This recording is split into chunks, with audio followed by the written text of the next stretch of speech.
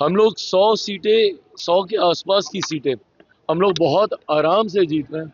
14 की 14 सीटें पॉजिटिव हैं और मैं मान रहा हूं कि ये सीटें भी हम लोग जीत रहे हैं। इसमें कतई कोई संदेह नहीं है कि 14 नवंबर के बाद बिहार में हम लोगों की सरकार बनने जा रही है। भाई जो ये दावे कर रहे हैं उनको एक बार के लिए मैं 2010 भी याद दिलाना चाहता हूँ। 2005 में एनडीए की सरकार बनने के बाद जिस तरीके से 2010 में भी इसी तरीके से वोटिंग हुई थी और हम लोगों की सीटों की संख्या बढ़ी थी, तो ऐसे में आज मैं ये मानता हूं जिस तरीके से प्रोकम्बेंसी है, जिस तरीके से डबल इंजन की सरकार के ऊपर जनता का विश्वास बढ़ा है।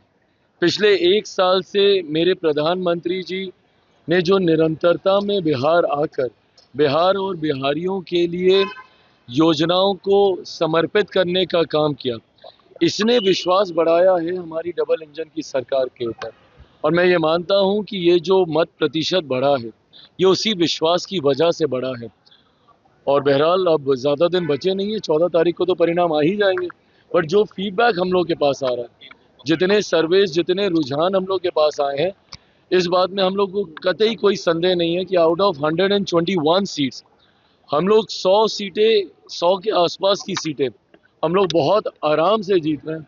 मैं खुद अगर अपनी सीटों की बात करूं, 14 सीटों पर हम लोग चुनाव लड़े थे। मैं मरौड़ा को भी उसमें जोड़ रहा हूं, जिसमें निर्दलीय प्रत्याशी को एनडीए ने अपना समर्थन दिया। अगर मैं उनकी भी मैं बात करूं तो 14 की 14 सीटों पर कल रात भर तक हम लोग फीडबैक ले रहे थे। 14 की 14 सीटें पॉजिटिव हैं और मैं मान रहा हूं कि ये सीटें भी हम लोग जीत रहे हैं। आज तेजस्वी यादव ने विजय सिन्हा का वीडियो ट्वीट करके कहा है, उन्होंने कहा है कि 14 नवंबर को ईवीएम की गिनती करने वाला है। ये सारी बातें कहने का मैं समझ सकता हूँ, चुनाव का समय है, उनको भी अपने कार्यकर्ताओं के मनोबल को बढ़ाए रखना है, इसीलिए वो ये सारी बातें कह रहे हैं। बट हर वो व्यक्ति जो बिहार की राजनीति को समझ रहा है और जो देख रहा है कि जिस तरीके से केंद्र सरकार हो, राज्य सरकार हो और पूरा एनडीए गठबंधन एकजुटता के साथ हम लोग चुनाव प्रचार में उतरे हुए हैं, इसमें कतई कोई संदेह नहीं है कि 14 नवंबर के बाद बिहार में हम लोगों की सरकार बनने जा रही है।